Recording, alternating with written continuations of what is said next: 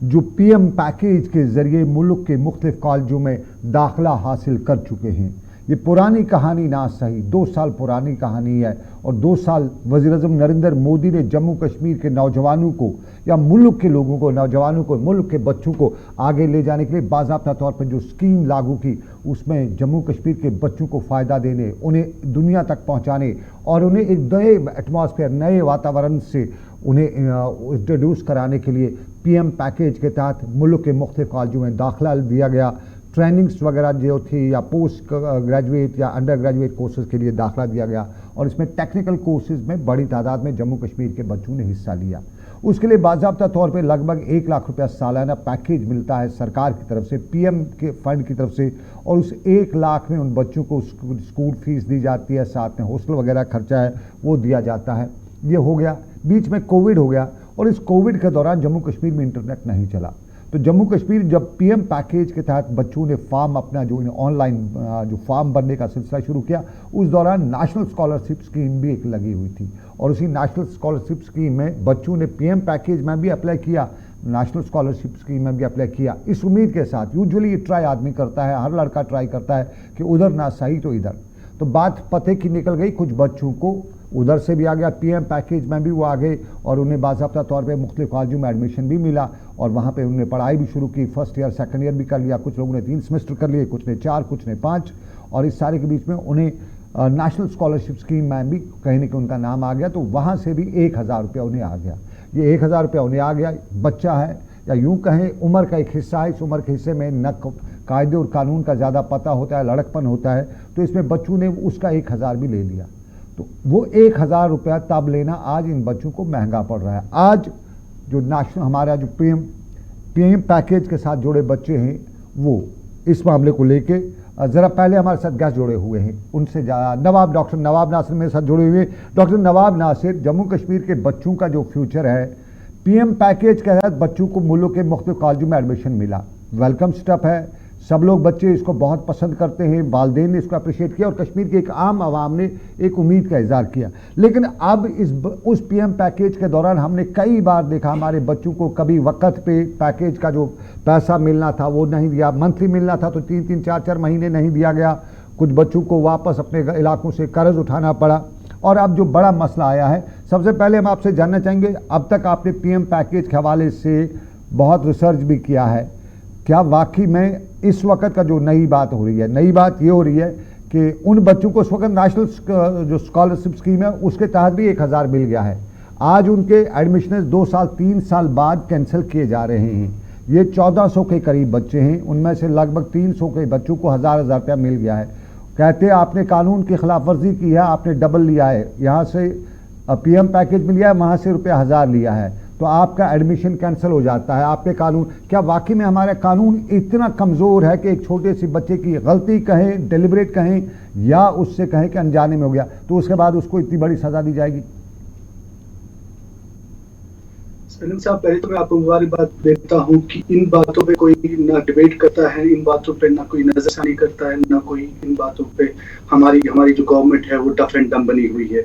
मैं थोड़े पस मंजर में जाना चाहूंगा पीएम पैकेज की, क्योंकि हमने, जैसे आपने फरमाया, हमने कुछ रिसर्च किया है। 2011 की बात है, 12 की बात है, पीएम पैकेज में 1200 करोड़ 1200 करोड़ मुख्तसर किए जाते हैं सिर्फ इन स्टूडेंट्स के लिए। तो ये माना जाता है गवर्नमेंट एक फैसला लेती है क्योंकि हम प्रिविलेज सर्कमस्टेंसेस के बच्चे, हमारे नौजवान इन हालात की वजह से बहुत पीछे रह गए हैं। डॉक्टर नवाब नासिर, जस्टिस रिटायर्ड हसनैन मसूदी साहब पार्लियामेंट में हैं, इस वक्त सेशन चल रहा है, मैंने उनसे अपील की, उन्होंने मुझे 10 मिनट के लिए कहा है कि वो कोशिश करेंगे बाहर निकले, वो बाहर निकले हैं, इस वक्त हमारे साथ फ़ोन लाइन पे आ चुके हैं क्योंकि उन तक ये मामला ज़रूरी पहुंचाना है। ज़रा उनसे ही पहले पहुंच लेते हैं। डॉक्टर मसूदी साहब, बहुत बहुत शुक्रिया, खुशामदीद, और आपने जिस तरह से वक्त दिया इसके लिए हम शुक्रगुजार हैं आपके। कश्मीर ज़िले के जम्मू तक के बच्चों का मामला है, अगर आप तक मसूदी साहब, आप तक मेरी आवाज़ आ रही है? जी हाँ, और मैंने आपसे आपकी इससे तफसीलात सुन ली कि ये मामला क्या है, वो ग्रीवेंस क्या है। मैं आपको ग्रीवियंस बता ही दूं, बच्चों को आम आदमी ये जो है पीएम पैकेज उसके जरिए एडमिशन मिला है मुल्क के मुख्तलिफ कॉलेजों में, वो 3 साल हो गए, 4 साल हो गए, 2 साल हो गए। उस वक्त कहीं न कहीं उन बच्चों से गलती कहें या उन्हें डिलिब्रेट किया है, उन्होंने नेशनल स्कॉलरशिप स्कीम के तहत भी रुपया 1000 लिया है। आज उन बच्चों को टर्मिनेट किया जा रहा है, उनको निकाला जा रहा है। ये 1400 बच्चे हैं। इस वजह से कि आपने कानून की खिलाफ वर्जी किया, आपने नेशनल स्कॉलरशिप स्कीम में 1000 रुपया लिया है। ये बच्चे कहते हैं कि हम 1000 का 5000 वापस देने को तैयार हैं, हम अपनी ज़मीन गिरवी रख सकते हैं। लेकिन क्या हमारा कानून इतना कमज़ोर है कि एक बच्चे को 1000 रुपये के लिए अब उसने कानून की खिलाफ वर्जी की, उसको कॉलेज से निकाल दे, उसकी ज़िंदगी ख़राब कर दें? जी सर साहब, वही मैंने कहा कि जो आपने इब्तदाई कलमा कहे ना, इसमें जो आपने इंट्रोडक्शन दी, उसी से मुझे मालूम हुआ कि मामला क्या है। मामला ये है कि शायद ये कहा जा रहा है कि आपने जी एक जगह बेनिफिट लेने के बाद दूसरी जगह बेनिफिट लिया। मुझे लगता है ये तो बिल्कुल ही नाइंसाफी है। अगर इनसे कहा गया जाए कि आपका एडमिशन मनसूख किया जाएगा, अगर इन्होंने ये गैर इरादतन जी कहीं से कोई और फायदा इन्हें ये तवक्का थी कि इससे मुतासर नहीं होगा जो उनसे दोनों को पहले ही एडमिशन मिला है, तो मुझे लगता है कि ये बहुत ही ज्यादा ज्यादती होगी अगर इनका जो एडमिशन है वो मनसूख किया जाए या उनको उस बारे में उनसे वो पहलू है उस पहलू को मुतासर किया जाए। हाँ, ये सही बात है, अगर उन्होंने कहीं पर एक कोई स्कॉलरशिप ली है गैर इरादतन अनजाने में, और ये जाने बिना कि नहीं जी इससे इनका एडमिशन मनसूख हो सकता है, ज्यादा से ज्यादा ये हो सकता है कि उनसे कहें कि वो डिपॉजिट कीजिए आप मैं पार्लियामेंट में है, इसीलिए मुझे मैं जरा रुकिएगा मसूदी साहब। ये बच्चे इस वक्त हमारे साथ ऑनलाइन है, बहुत से बच्चे हैं। मैं एक से दो बच्चों की जिन्होंने कहा कि नहीं हम मसूदी साहब तक बात पहुंचाना चाहते हैं, वो जरा उनकी सुन लेते हैं। बच्चा है हमारे साथ फोन लाइन पे, क्योंकि उन्होंने कहा हमारा चेहरा नहीं आना चाहिए, हमें बाद में तंग करते हैं इंतजामिया पे, उन्होंने वो डर जो है वो भी है। तो वो चाहते हैं कि पार्लियामेंट का सेशन है, अब इसकी बात की, इसलिए मैं कहता हूँ मैंने जो अथॉरिटीज़ उनसे खुद बात की, प्रोफेसर राजू कुमार हैं वो इनके वहाँ पे मेंबर सेक्रेटरी, उनसे बात की तो वो भी, उनको लगा कोई पेरेंट है, वो भी एरोगेंट थे। जिस हिसाब से वो बात कर रहे थे मुझे नहीं लगता था कि उस तरीके से उन्हें बात करनी चाहिए। या उनके एक और लीडर वहाँ पे जो ऑफिसर थे उनसे मेरी बात हुई, ज़रा सुन लीजिए बच्चे क्या कहते हैं। ज़रा बच्चों, हेलो हेलो जी बताइए, जस्टिस मसूदी साहब पार्लियामेंट का सेशन चल रहा है, आप बताइए क्या है आपका मामला, ज़रा खुद ही बताइए किस तरह से आपको परेशान किया जा रहा है।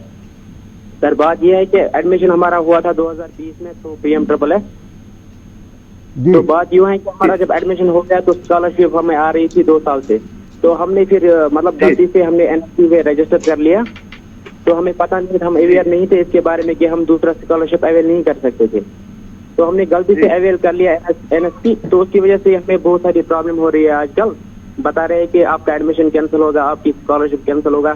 उसकी वजह से क्योंकि जो आज स्कॉलरशिप आ रही है इसकी वजह से हम बुक्स खरीद सकते हैं, जो कॉलेज का फीस है वो भी उनको आ रहा है, और जो हॉस्टल का फी है वो हम देते हैं ताकि इससे आसानी हो सके। आप जब ये बोल रहे हैं कि स्कॉलरशिप कैंसिल कर देंगे, एडमिशन कैंसिल कर देंगे, तो हमारी डिग्री है वो किसी काम की नहीं रहेगी फिर, तो हम बहुत ज्यादा डिप्रेस है इसके मामले। हम चाहते हैं कि इसके आप जो चाहते हैं वो हमारा काम है बच्चे, आप जो चाहते हैं वो हमारा काम है। आप सीधा बताइए हुआ क्या क्या आपके साथ, जो आप मुझे बता रहे थे, आपके पेरेंट्स मुझे बता रहे थे कॉलेज से निकाला गया, हॉस्टल से निकाला गया, वो खुल के बताइए, डरिएगा नहीं। नाम ने आपकी आवाज़, नाम आपकी आइडेंटिटी डिस्क्लोज कर रहे हैं। सर हम कहना चाहते हैं कि उस टाइम जब हमने रजिस्टर किया था उस टाइम कोविड का दौर था, तो हमने जो है आपसे गलती हो गई। इस वक्त क्या हो रहा है आपके साथ वो बताइए, जो हुआ पीछे का उसका जस्टिस हसनैन मसूदी साहब पार्लियामेंट में जवाब लेंगे। आप इस वक्त आपके साथ क्या हुआ? ये चीज है कि हमारा जो है स्कॉलरशिप बोल रहे हैं कि आपकी स्कॉलरशिप हम कैंसिल करेंगे, और ज्यादातर बच्चे जो है इसमें वो 4th सेम या लास्ट सेम में पढ़ रहे हैं और उनको जो है अभी डिग्री मिलनी है, लेकिन अगर उनका स्कॉलरशिप कैंसिल हुआ तो उनकी वो जो है आगे जो है पढ़ाई नहीं कर सकते हैं। हम जो है पुअर फैमिली से बिलोंग करते हैं और हम जो है अपने खर्चे से चलिए आपने बता दिया हसनैन मसूदी साहब, आपने बच्चों की ये डर भी है कि बच्चों का एक उम्र का एक तकाजा भी इसमें डर रहता है कि कहीं हमारा टीचर, हमारा प्रिंसिपल या सरकार हमें तंग ना करे, हमें निकाल ना दे, इसलिए ना इन्होंने अपनी आइडेंटिटी बताना चाहते हैं पब्लिक में, ना ये अपनी फेस दिखाना चाहते हैं, लेकिन आप तक बात पहुंचाना चाहते थे। ये बता रहे कि हमारी बात हमने जम्मू कश्मीर में LG साहब के ऑफिस तक भी गए, वहाँ के पॉलिटिकल लीडर्स तक गए, वहाँ सबके पास गए, लेकिन अब उम्मीद है जस्टिस हसनैन मसूदी साहब पार्लियामेंट में सवाल उठाएंगे, क्योंकि आपने अपने सवाल क्वेश्चन तो दिए होंगे, लेकिन फिर भी आप क्वेश्चन ओवर रहता है, जीरो ओवर रहता है। देखिए पहले सनम एजाज साहब हमें आपका मशकूर रहना चाहिए कि आपने ये नोटिस में लाया ये मामला। आपकी अगर आपने नहीं नोटिस में नहीं आता तो शायद हमें नजरों से उजड़ रहता है मामला और इनके साथ नाइंसाफी। मुझे सिर्फ चाहिए इनके ये जो स्केलेटल इंफॉर्मेशन, जो जरूरी तफसीलात हैं, कोई आइडेंटिटी जाहिर ना करें, कुछ ना कहें, तो तकरीबन क्या तादाद होगी बच्चों की और कहाँ कहाँ इनका एडमिशन हुआ और ये कौन सा स्कॉलरशिप है जिसके लिए इन्होंने अप्लाई किया और उन्होंने वो अवेल किया। और आज उससे कहा जा रहा है कि क्योंकि आपने वो अवेल किया लिहाजा आपने एडमिशन। प्रोफेसर रंजन कुमार हैं सर, ये चाहिए।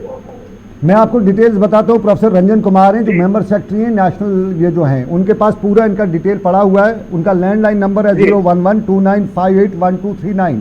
ये मैं आपके साथ सारी इनकी डिटेल जो है शेयर करूंगा, क्योंकि मैं सुबह से इस वर्कआउट कर रहा था। मैंने अथॉरिटी से बात की, मैंने कुछ जरूर बिल्कुल, ये तो फर्ज है। और इस वक्त तो आपने सही कहा कि इस वक्त पार्लियामेंट में सेशन में है और हम ऐसी नाइंसाफी की इजाजत नहीं दे सकते। वो पूरी जोर से पूरे बिल्कुल संजीदगी से ये मामला उठाएंगे और अगर ना भी पड़ा जो मुतल्लिका जो मिनिस्टर है जो इसको देखते हैं जो इस मौके को या स्कॉलरशिप की जो भी स्कीम को उनकी नोटिस में लाऊंगा, क्योंकि ये तो बिल्कुल जाती होगी। अगर ये तो होता है अनइंटेंशनली, मालूम नहीं था, कोविड का मामला था, इन्होंने कहीं और भी अप्लाई किया, कहीं और भी वहां से कोई रकम मिली हो, ज्यादा से ज्यादा ये कहेंगे वो कहेंगे वो आप रिटर्न कीजिए, कोई बात नहीं। लेकिन इनको इनके 2 साल कीमती साल वो जाया करना और इनको ऐसे हरासा करना मुझे लगता है सरासर नाइंसाफी है। और मैं आपके साथ हूँ और इन बच्चों के साथ हूँ। मैं आपको सारी डिटेल्स मसूदी साहब शेयर करूंगा आपके साथ। मैं आपके साथ सारी डिटेल्स शेयर करूंगा। इन बच्चों के कुछ के नंबरात भी आपके साथ इनको बताऊंगा, वो आपसे कॉल भी करेंगे, आपसे बात भी करेंगे।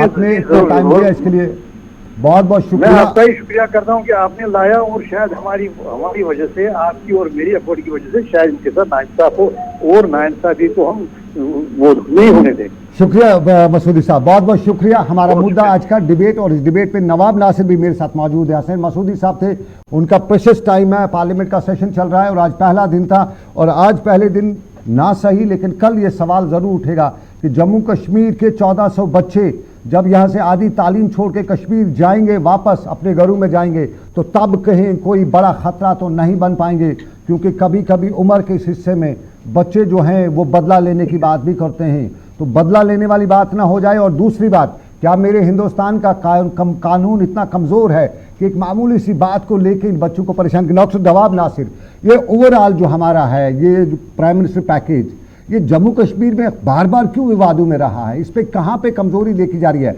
आम आदमी पार्टी को पहले मुबारक हो, दिल्ली में आज पूरा झाड़ू मार दिया, लेकिन फिर भी इस मामले पे जो कश्मीर में हो रहा है इस पे झाड़ू तो मारना चाहिए, इन लोगों को साफ होना चाहिए ना। जी शुक्रिया आपकी मुबारकबाद के लिए। और ये जो हम आम आदमी पार्टी की हमारी विक्ट्री है, शायद एजुकेशन इसमें बहुत बड़ा मुद्दा बना है हमारा। हम अपने टॉपिक की तरफ वापस आ जाते हैं। मैं कुछ सवाल उठाना चाहता हूँ यहाँ पे प्राइम मिनिस्टर साहब से, और 2011 से लेकर 2022 तक जो हुकूमतें चली उन पे उठाना चाह रहा हूँ। हमें जो वादा किया गया था प्राइम मिनिस्टर साहब से, वो ये वादा किया था कि 5000 स्टूडेंट्स, आप लिख दीजिए इसको, 5000 students per year from 2011, 5000 student 5 साल के लिए वादा किया गया था। यानी 25000 स्टूडेंट हमारे अकोमोडेट होने थे 2011 से लेकर।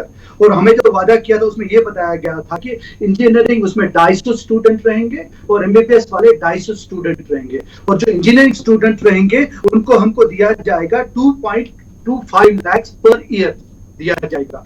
जब अगर हमने 2015 में एक आरटीए किया था, और आरटीए में हमने समझने की कोशिश की कि आखिर ये जो पीएम पैकेज के स्टूडेंट्स हैं इनके साथ क्या गुजर हुई। आप सनम भाई परेशान हो जाए ये सुन के कि 2011 में सिर्फ 38 स्टूडेंट्स को भेजा गया यहाँ से, और वो 38 स्टूडेंट कोई गरीब घर के नहीं थे, बहुत ही अमीर घर के थे। अगर मैं वो लिस्ट भी आपको दे सकता हूँ। 2012 में क्या होता है कि 2012 में 5186 स्टूडेंट्स अप्लाई करते हैं, 2014 में 6000 और 2015 में 9000 स्टूडेंट्स अप्लाई करते हैं। तो होता क्या है कि एप्लीकेशंस तो आती हैं, लेकिन 3-3 साल 4-4 साल पढ़ने के बाद भी उनके जो फीसेस एक्चुअली कॉलेज को जाने चाहे थे वो फीसेस कॉलेज को जाते नहीं है। मैं एक स्टूडेंट की यहाँ पे जो फाइनल ईयर करके आए हैं, इम्तियाज नाम है उनका, वो पामपोर से हैं, वो रॉयल इंस्टीट्यूट ऑफ मैनेजमेंट में उनने अपनी डिग्री कंप्लीट की। जब डिग्री कंप्लीट करते हैं, डिग्री कंप्लीट करने के 4 साल तक सिर्फ अटकाया जाता है। अब आएगा, अब पीएम पैकेज आएगा, पीएम पैकेज आएगा। अब वो कॉलेज वाले भी बेचारे ना रख सके ना निकाल सके। अब जब उनकी डिग्री कंप्लीट होती है, डिग्री कंप्लीट होने के बाद सनम भाई उनको इंस्टीट्यूट वाले बोलते हैं आपकी 10वीं और 11वीं और 12वीं की सर्टिफिकेट जो हमारे पास है हम वो भी आपको नहीं देंगे जब तक आपके पैसे नहीं आएंगे। यहाँ सवाल ये उठता है कि ये लोगों ने दूसरा स्कॉलरशिप क्यों अवेल किया? वो इसलिए अवेल किया क्योंकि आपने जो पीएम स्कॉलरशिप में हमने 1200 करोड़ की आपने कमिटमेंट की थी। आपने कमिटमेंट की थी 5000 स्टूडेंट पर ईयर लेंगे। आपने कमिटमेंट की थी 25000 स्टूडेंट 5 साल के लिए लेंगे, लेकिन उनको भी आप वो फीसेस नहीं भर सके। जब 1 2 साल 3 साल हो गए फीस, उसमें से 50% वापस आ गए। जो 50% अपनी जमीन बेच के, अपनी जायदाद बेच पे, अपने माँ बाप का खून बेच के वहां रहे हैं, वो ये सोच के रहे हैं कि आज नहीं तो कल कहीं ना कहीं से पीएम पैकेज का पैसा आएगा। लेकिन जब वो पीएम पैकेज का पैसा नहीं आया तो इन्होंने अप्लाई किया किसी और स्कॉलरशिप के, और कोई और स्कॉलरशिप इनको मिलती है और इसकी एक आध किस्त आ जाती है पीएम पैकेज की, तो दोनों को ऐड करके अब कसूरवार कौन होता है? कसूरवार स्टूडेंट होता है। लेकिन सनम भाई नहीं, आज से कसूरवार वो सब अधिकारी है जो 2011 से आगे। मैं आपको वीडियो दिखा सकता हूँ उस एजुकेशन मिनिस्टर का जिसके पास इम्तियाज साहब का केस गया था। उसने बोला था कि हमने मैनेजमेंट के लिए दिया ही नहीं है पीएम पैकेज, जबकि 4500 students per year except apart from engineering medicine they have to take it। ये हमसे वादा किया गया, 1200 करोड़ इसके लिए अलॉट किए गए। तो क्या वजह है? क्या ये प्राइम मिनिस्टर साहब वहां से जो एलोकेशन करते हैं वो झूठ है? क्या उसके बाद जब यहाँ आता है एलोकेशन का पैसा ये हमारे गवर्नमेंट अधिकारी यहाँ कर नहीं पाते हैं? अब ये सब चीज में कहीं ना कहीं हमारा बच्चा फंसा हुआ। और आपने बहुत सही बात बताई, आज अगर ये बच्चा 4 साल पढ़ने के बाद भी इसको डिग्री नहीं मिलती है और आके अपने माँ बाप को वही शक्ल दिखाता हो, तो यही बच्चा कल खराब रास्ते पे निकलने के लिए मजबूर हो जाएगा। हमने मसूदी साहब से बात पूछाई, हमें यकीन है कि वो ये सवाल उठाएगा, वो ये परेशानी। मैं उन अधिकारियों से आज पूछना चाहता हूँ कि अगर आपका बच्चा यहाँ खड़ा है 4 साल डिग्री करने के बाद आप उसको नकारते हैं और आप उसके डिग्री को वापस ठकराते हैं, लात मारते हैं, तो अल्लाह ताला आपके बच्चों की डिग्री को भी वैसा ही कर लेगा। मैं आपको खुशामदीद बोलता हूँ सनम साहब, आज आपने जो ये टॉपिक उठाया इसके लिए मैं वादा देता हूँ इन बच्चों को, अगर ये नहीं करा तो हम गली गली कोचे कोचे में हम जाके पैसा इकट्ठा करके एक भी स्टूडेंट को वापस आने नहीं देंगे और हम यहाँ पे धरने पे बैठेंगे। हम ये बताना चाहते हैं इस गवर्नमेंट को कि हमारा स्टूडेंट को अब आप खेलिए मत। इस जवान के साथ 30 साल से खेला जा रहा है। मैं इस प्रोग्राम में मैंने डिबेट आज का प्रोग्राम में बिल्कुल नहीं रखा था। मैं एक पब्लिक के हमारे 1400 बच्चे जो है ये कल इस 3 साल 2 साल मुकम्मल करने के बाद वापस अपने गांव जाते, ना ये आगे पढ़ सकेंगे ना पीछे पढ़ सकेंगे, ये किसी काम के नहीं रहेंगे। या तो फिर ये मोहल्ले में ताश खेलेंगे, सिगरेट दारू वगैरह में लग जाएंगे और उसके बाद जो दूसरे एलिमेंट्स हैं जो दूसरे एलिमेंट वो इनको इस्तेमाल करेंगे। फिर सरकार hybrid white breed night breed वो सारे इनका टैग देगी। तो मैं सरकार तक ये बात इसलिए पहुंचाना चाहता हूं कि आप ये 1400 बच्चे जो हैं 1000 रुपए की अगर इनसे गलती हुई है, क्या पहले हिंदुस्तान का कानून इतना कमज़ोर है, लॉ इतना है कि 1000 रुपए के लिए आप इसका फ्यूचर ख़राब कर दो? इतना हमारा आईन कमज़ोर नहीं है। शायद कुछ लोग इसको बनाने की कोशिश कर रहे होंगे लेकिन हमें नहीं लगता इतना कमज़ोर है। उसके बाद इंपॉर्टेंट यह है कि कश्मीर एक सेंसिटिव मामला है, उस चीज़ को लेकर कहीं ना कहीं आपको इग्नोर करना है। और ये जो अथॉरिटीज़ इनकी हैं, जिस तरह से मैंने उनसे बात की, मैंने उनसे जब क्वायरी करनी शुरू की तो उनकी एरोगेंस से मुझे भी डर लग रहा था कि मैं भी बात ना करूं।